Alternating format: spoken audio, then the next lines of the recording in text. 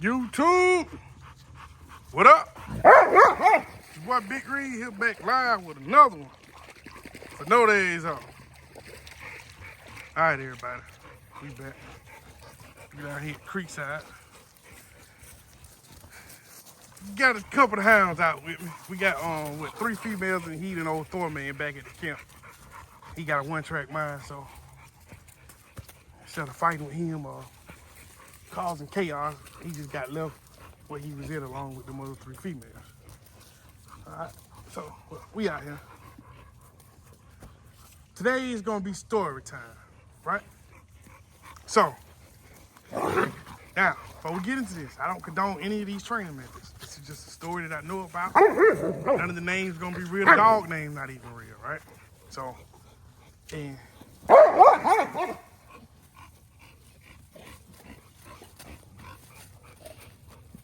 but let's go into it. Oh yeah, before we start, Rogue is this is something that Thanos do every day. Every time they get out together, this is something they do. It's been years. This is what they do. Alright, so let's go and get into this, man. Alright, me and my buddy, right? That's just gonna be his name, my buddy. We knew about this dog named Buck. Buck was he was a red and white American Pit Bull Terrier, right? So Buck was a man eater. We knew this because we knew the breeder. We knew the dog. We knew the dude that had bred him and all that. Cause me and him both had got a dog from the dude before, and all of us used to work together. So that's how we met. So dude had what? Probably about 30, 40 dogs, something like that. He had a dog. He had hunting dogs. He had box dogs. He had pretty much, like he said, whatever purpose you need the dog for, he had one for you. Right? So, Pepper, where you been?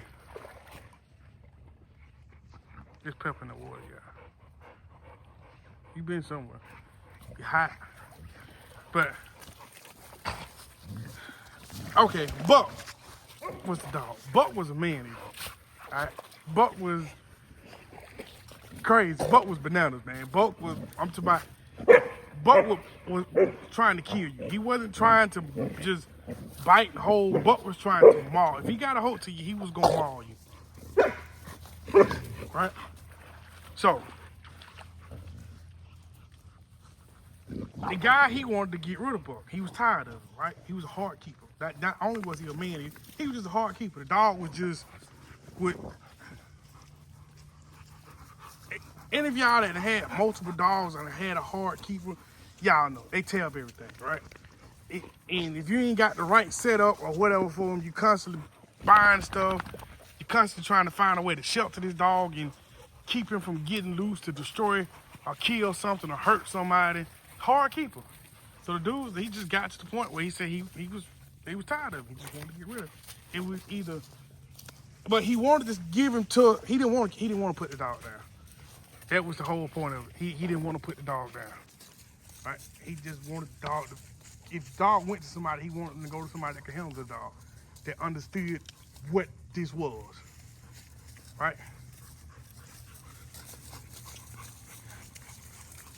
So my partner was like, I'll take him. He was like, oh man. He's like, no, I need somebody who he's, man, I'm telling you, I can handle him, I can handle him. So I'm looking at, now I'm there for the conversation. Oh, man, you know that dog, you crazy? What you gonna do with your other dog? He was like, oh, he good. I'm gonna put him on, I got a good setup for him. I got a good spot. So they hashed out the details or whatever, and he told him, he was like, it's on you, man. If you want it, he's all right. So he brought the dog over, put him on the chain, set up, and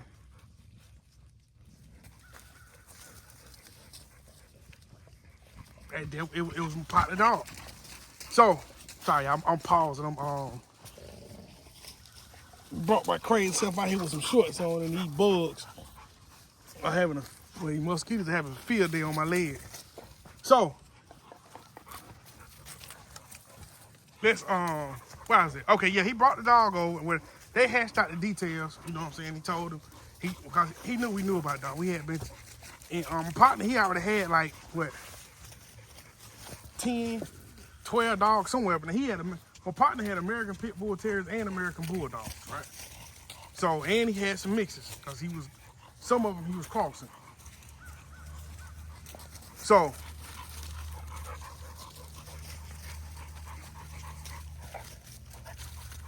he left the dog, and I came over to the house today, and he's like, I got him. Oh, you got who's? I got Buck. I said, man, you crazy. So we go to the backyard, man. I'm talking about this dog foaming at the mouth. I'm talking about he going bananas. I'm talking about dog look like something off of TV, man. Foaming at. I'm talking about he ready to hurt something. Like as I said, the dog was dangerous. We knew this. The guy he knew the dog was dangerous, man. If he got loose, the only thing that was gonna stop that dog was a bullet. Right? You were gonna have to shoot it. So I'm like, man, what you doing, man? He said, I got him, bro. And my partner, he felt like any dog could be broke. Whether he human aggressive, whether he dog aggressive, food aggressive, whatever. The dog can be broke. That's what he felt. That was in his mind. That's how he felt. You know what I'm saying? He was good with dogs. He was damn good with dogs. You know what I'm saying? So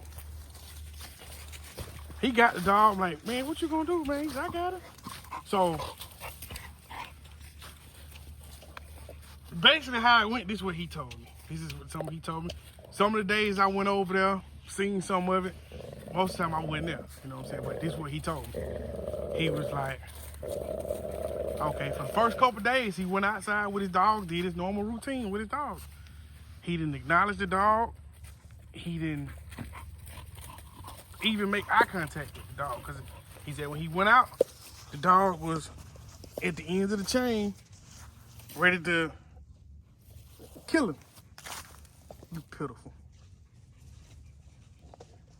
Just pitiful. Why you ain't playing?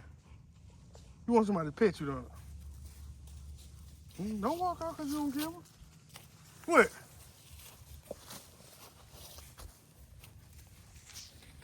What?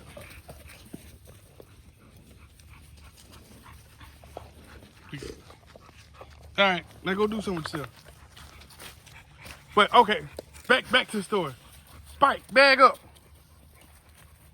Back to the story. So he said about the first 2 days, he didn't make eye contact. He acted like the dog wasn't even there, right? Did a normal routine with his dog, whatever. So he knew eventually the dog was gonna need some water. Spike, bag up. He knew eventually the dog was gonna need some water. All right. Y'all see this right here? Bag up. He would come right up behind you and stick his nose right in your butt. That's what he do. Yeah, you. I'm gonna talk about you. Bag up. Yeah, do what Rogue doing. See Rogue doing what a dog do. Do that. No. No, thank you. I don't want none of that. All right. So he said, okay, back to the story. Eventually, he knew he was gonna have to get the dog some water, right? So he know he couldn't get close to the dog. So pretty much what he did was he got the hose and went outside and he watered the dog. I mean, like how you water your flowers and stuff. That's how he did the dog. So after the dog did so much barking and biting and snarling at him, he started licking the water. So that's what he did for about 2 days. And then he had to water the dog. So about a week them passed. Dog ain't gave me, nothing. He said he had threw the dog like 2 leg quarters, right? Just to make sure he had something in him.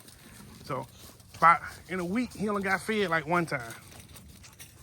So the next week come along, right? So he pretty much like, he determined to break this dog. Determined. He's determined. Like I told y'all before, I don't condone any of these methods, right? You want to try it, then you try it. It's just somebody else, just a story that I know about. Okay, so the next week come by. So he go out. The dog done calm down a little bit. He ain't as aggressive as he was, but it's still there. So he said the dog almost tricked him. So he thinking he done made a little progress, so he gonna try to pet the dog, right? So he said he went out there one day. The dog didn't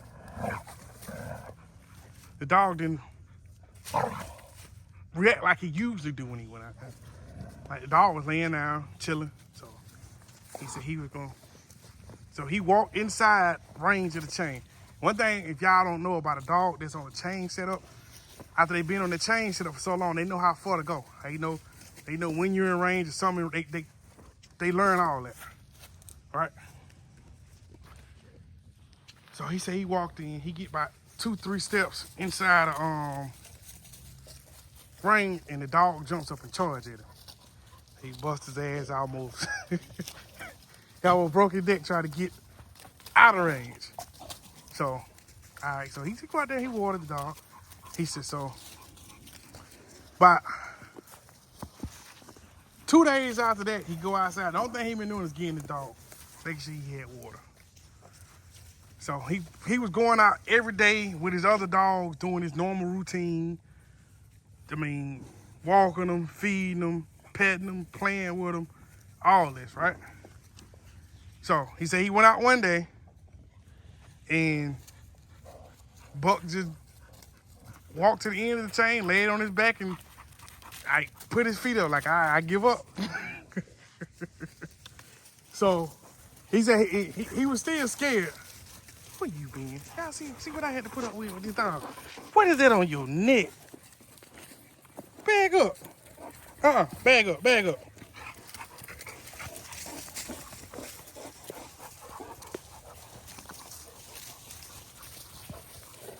Y'all see that? What is that?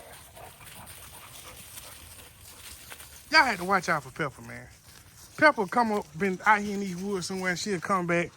Pepper have something dead in her mouth and bring it right to you and put it on you. So, but all right. So he said the dog rolled over, right? The dog rolled on his back. So he sitting there, he skeptic, like, okay, is he submitting or what the hell going on? So he walked up. He got close enough, but not close enough where the dog could get him. The dog is still laid there. Dog turned his head, looked at him. He was still laying on his back. So he said, all right, well, I'm gonna try it. So he said he stuck his hand out, rubbed the dog on his belly, and that was the beginning of a good relationship with Buck. Now, Buck was still people aggressive. It took him a minute, but he got him to the point where he could feed him, he could water him, he could go out there and put him on a leash, take him, that he could start training this dog and pretty much rehabilitating this dog from being a man eater. I mean, it got to the point where Buck was pretty good around most people. I wouldn't say that the dog got completely rehab, but he wasn't the way that he was, right? And so all this and all, I say this right here, man. With dogs, they said a lot of with temperament is 100% genetic, and in my honest opinion, that's a lie. That's something that's environmental and genetic, right? Because just like with us, you know what I'm saying? You dogs go through stuff. Dogs are allowed to do stuff and be a certain way when they're younger, right? Depending on who they're with or where they're at, you know what I'm saying? So, but I got to, some dogs are just assholes by nature, you know what I'm saying? That's just the gist of it. Some of them, that's just the way that they are. Now, but as far as the temperament of a dog, or a dog being rehab to be from being aggressive and things like that, a lot of that depends on the trainer. You know what I'm saying? And the dog. You know what I'm saying? It's not just all on the dog saying that this dog can't be rehabbed, because what one trainer can't do, another trainer can do it. Y'all get what I'm saying? So that's just a story I knew about, man. That was close to me. And like I said, dog never got fully, like I said, to the point to where he wasn't a man eater, but he was better than what he was. So, but we're gonna finish letting these Well, everybody just standing around now for real. They done kind of work themselves up. But we gonna get out of here, man. But y'all get, ones of y'all that have stayed all the way through, I mean, y'all get down in the comment section, man. Let me know what y'all want to talk about. Y'all want to hear something. And like I always say, to the next video, you guys. Peace.